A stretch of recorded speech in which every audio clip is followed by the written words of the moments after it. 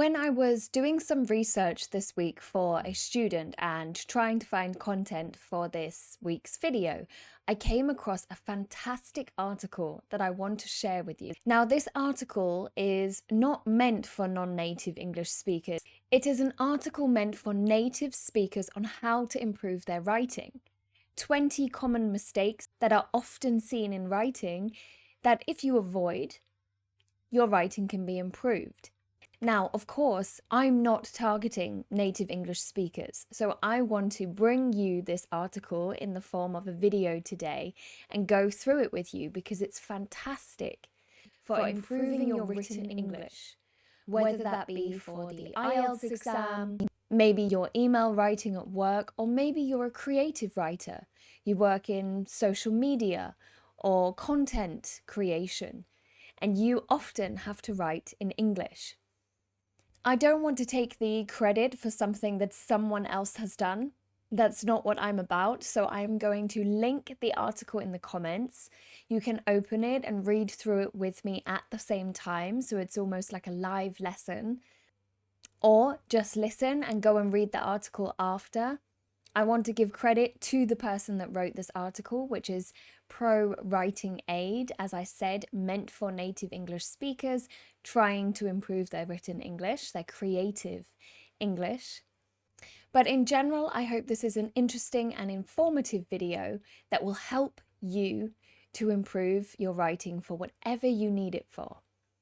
If this is your first time seeing me, hi, my name is Catherine. I'm a business English teacher and I work with intermediate to advanced level students on their spoken, their written, their listening and their comprehension skills.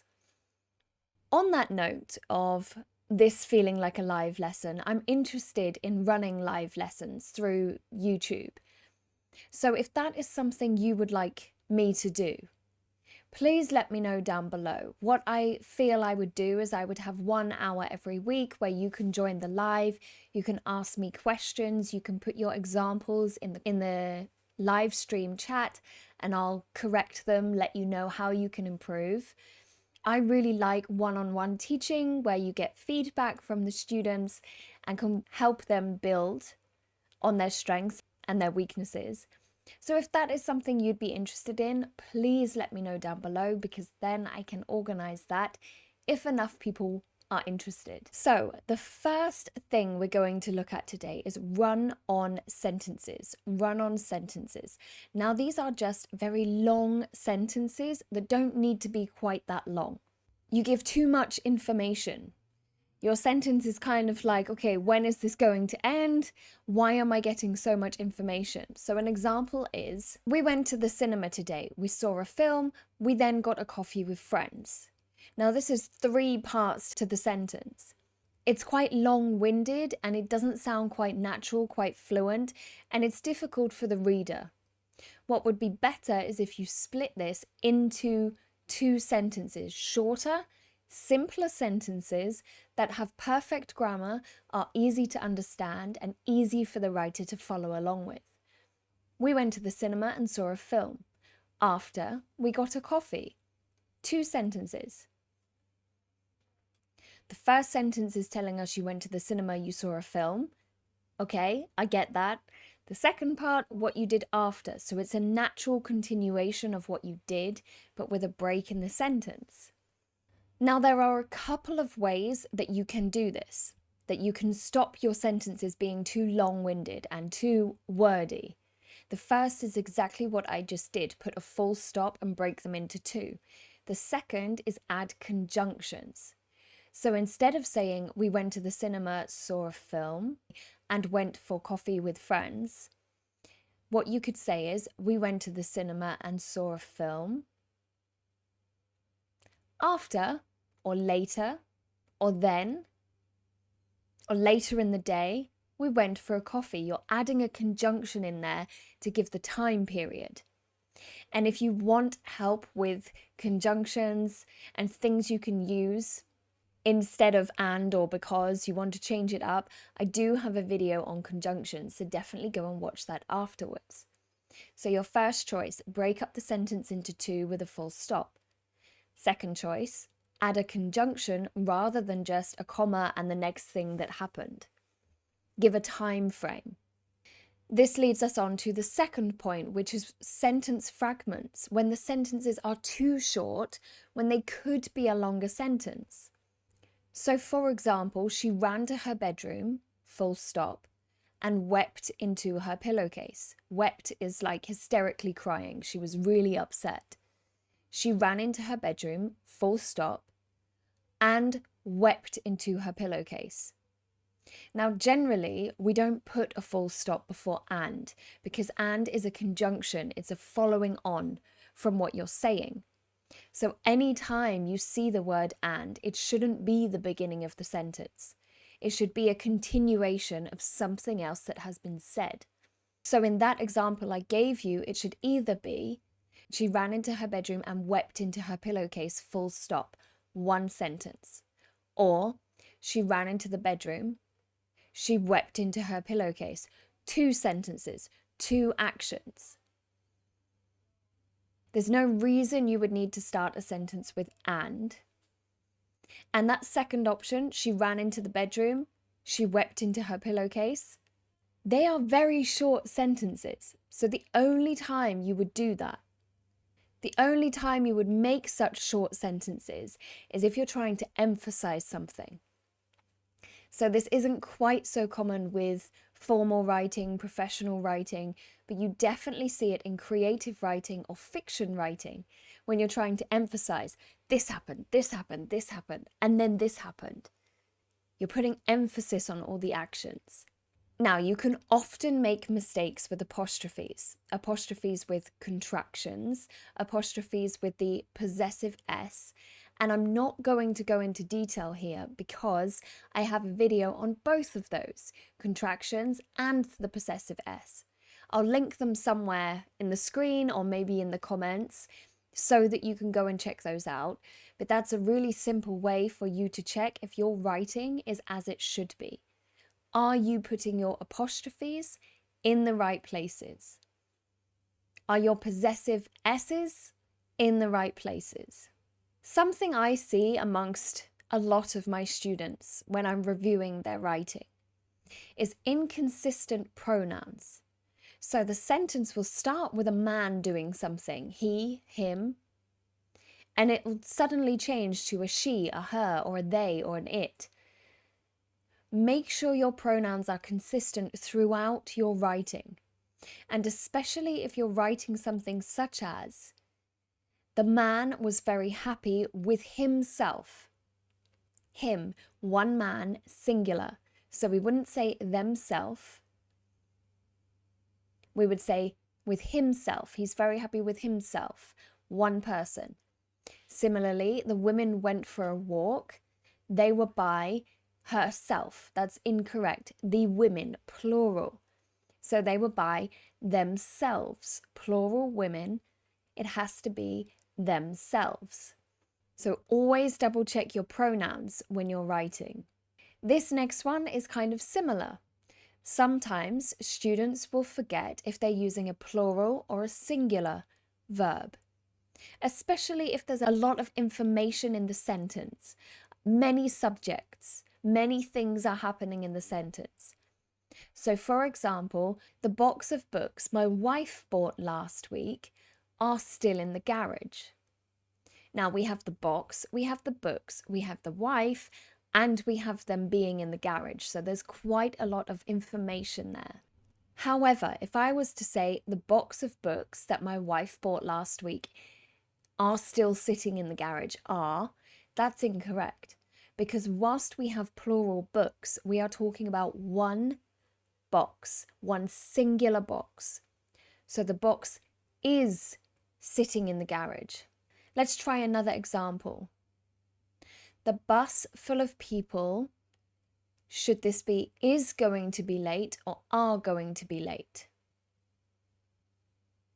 Now the bus is full of people, plural. The one bus, one, singular. So the bus full of people is going to be late. So always make sure you're using the right verb related to your subject. Even if you have 10 subjects in your sentence, which subject are you focusing on? And is that a plural or a singular? And if it's plural, it needs to be are. And if it's singular, it needs to be is. Next, we have full stops, or American English, periods. They call them periods. In British English, we call them full stops, full stops. So, we all know a full stop goes at the end of a sentence. My name is Catherine, full stop. But what about when you have quotation? You're quoting someone, you have speech marks. Well, in that case, the full stop needs to go inside the quotation marks, the speech marks. Catherine said, I am a teacher. Full stop, end of your speech marks.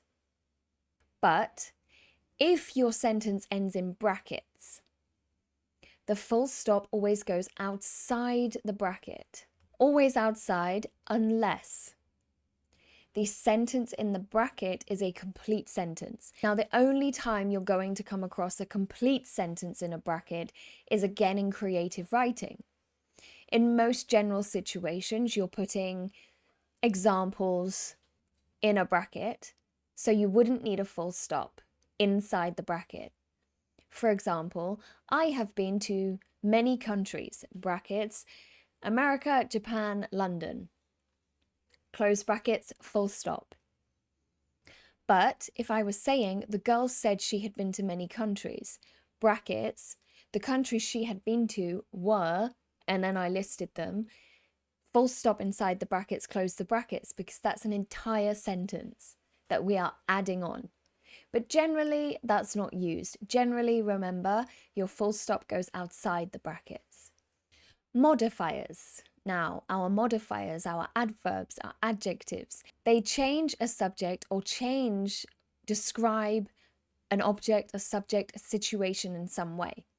But we have to be careful what we are attaching the modifier to in the sentence. So look at this example. Fluffy and well fed, I played with my new puppy. We understand the meaning there. The puppy is new, it's fluffy and it's well fed and it's being played with. However, because I've said fluffy and well fed, I played with my new puppy. What you're actually saying is I am fluffy and well fed. Me, not the puppy. The modifiers are changing me. So you need to be really careful here that the modifiers are changing the exact subject that you want them to change. This sentence would make more sense if it said, I played with my fluffy and well-fed puppy, or I played with my puppy who was fluffy and well-fed, or who is fluffy and well-fed. Think about this example. Angry, I walked up to the teacher. Or, I walked up to the angry teacher. Both of those sentences could technically be the same because we've only moved the position of angry. But in the first one, I am angry. And in the second one, the teacher is angry and I am walking up to the angry teacher. So be very careful where you put your modifiers and make sure they are modifying the right subject, the right person, the right thing in the sentence. Unnecessary commas. So I've talked a lot about punctuation in this video, but there's often a mistake made here with commas. Either people don't put enough in, or they put too many in, or put some in where they're not needed.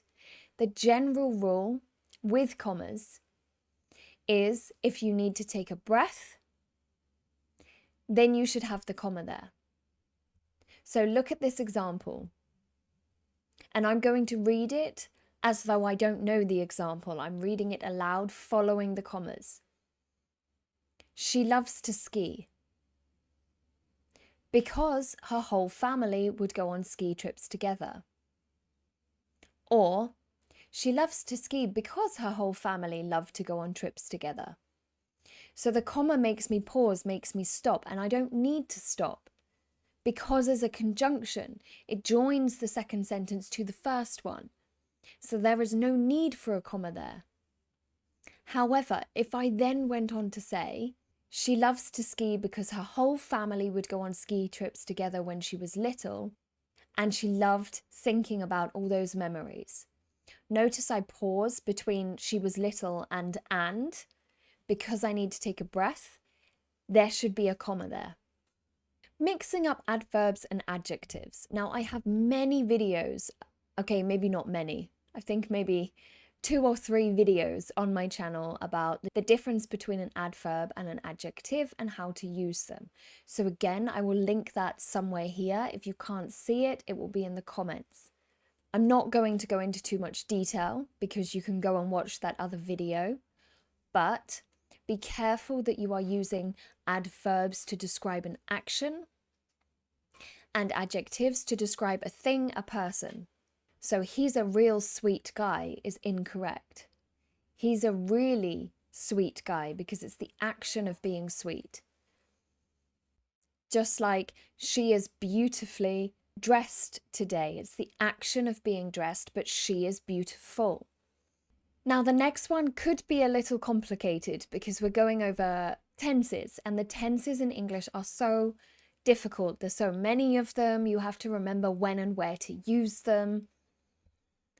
But when you see an ing word, an ing action, a present participle, something is happening in that moment. You need to be careful that you're not talking about 2 actions happening at the same time that are impossible to happen at the same time. So, for example, unlocking the door, she walked inside and started doing her homework. Now, what this suggests to me as the reader is, with one hand I'm unlocking the door, with the other hand I'm going inside and doing my homework. That's impossible. I can't be in 2 places at once.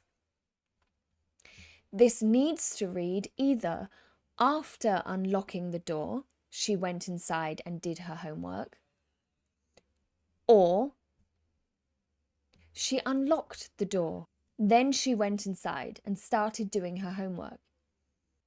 Or even unlocking the door, she thought about doing her homework. You can do those 2 things at the same time. You can think about something whilst doing something else.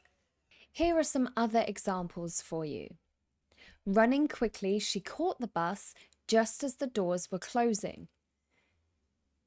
So she was running quickly and she managed to catch the bus. We can understand that is an action, that is a series of events that happen almost at the same time, but also one after the other. But if I said running to catch the bus, she told the driver to wait, that wouldn't make sense because she's not at the bus yet. She's currently running to the bus, so she can't tell the driver anything. Smiling brightly, the child handed her mother a Mother's Day card. So she can do both of those things at the same time, smiling and handing them something. But if it had said, handing the card to her mother, the child ran away smiling brightly.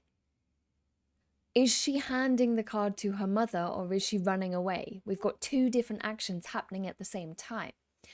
So we would have to change that to after handing the card to her mother, or having handed the card to her mother. The child ran away smiling brightly. So make sure that your tenses, things aren't happening at exactly the same time. There is a clear series of events. And if they are happening at the same time, then of course we need to use the continuous throughout the entire sentence. Smiling brightly, the child handed the card to her mother, and her mother was smiling brightly in return. Everything is happening at once. It's one situation. To stick with the tenses, another thing that always happens in my students' writing, whether it's again for IELTS exams or documents they're sending into work or even creatively, you can't change tenses in a sentence all the time. Sometimes it's okay, especially if you have that timeline of events. But for example, I wake up in the morning and grabbed a cup of coffee. I wake up in the morning is talking about generally in the mornings, every morning.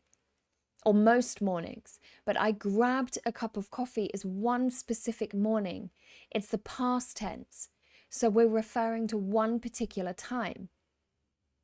This is incorrect. This is grammatically incorrect. It would either have to be, I wake up in the mornings and grab a coffee. Everything's in present tense. Every part of this sentence is referring to general mornings, not one particular morning. If we wanted to refer to one particular morning, we would have to say, I woke up and grabbed a coffee. So it's a particular morning in the past. So you need to identify, are you talking about something that happens often in general? And if so, you need to focus on the present tense. Or is it something that happened at one particular time in the past, therefore past tense the entire sentence, or will happen at one particular time in the future, therefore future tense the entire sentence?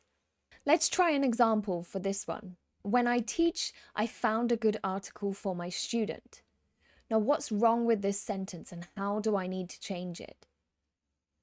Feel free to pause the video here and write some options down to compare them to what I'm about to give you. When I teach is in general, so present tense. So the entire sentence needs to be in general and present tense. When I teach, I find good articles for my students. Or, because the second half was I found good articles for my students, past tense, one particular time or a group of particular times.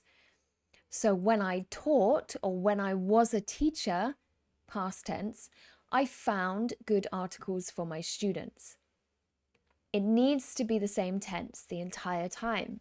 Now, moving away from the grammar, IE and EG, I'm sure you've seen these, used in replacement of for example.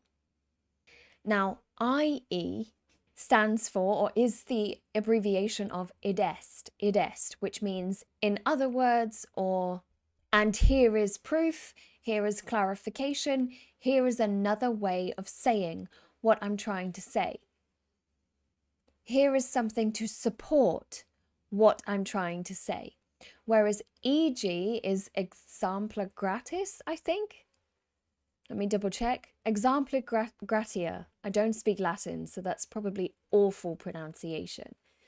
My brother does, so if he's watching, he'll tell me if it's correct or incorrect. EG is examples. So when you just want to list examples, you use EG. It rains every month in England. For example, January, February, March, April. Full stop. Or, it rains most of the time in England, i.e. 362 days of the year.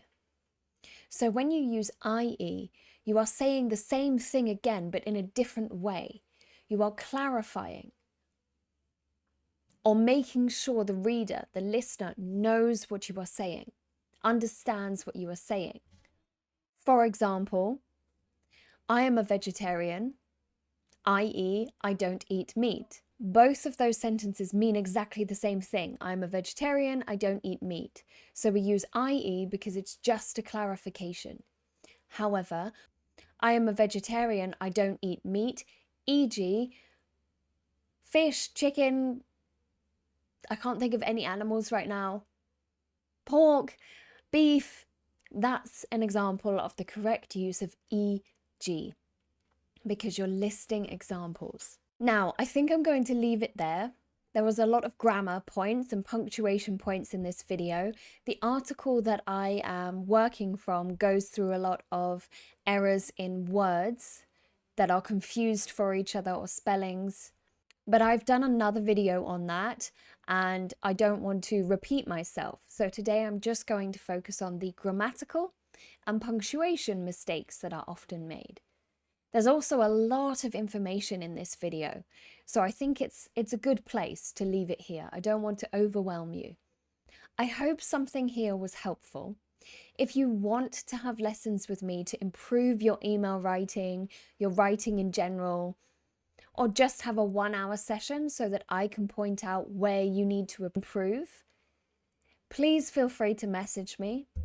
The hours and times and prices are all on my website, so go and have a look. Sometimes it can take someone else reading your work to just say, have you noticed you make this mistake quite often?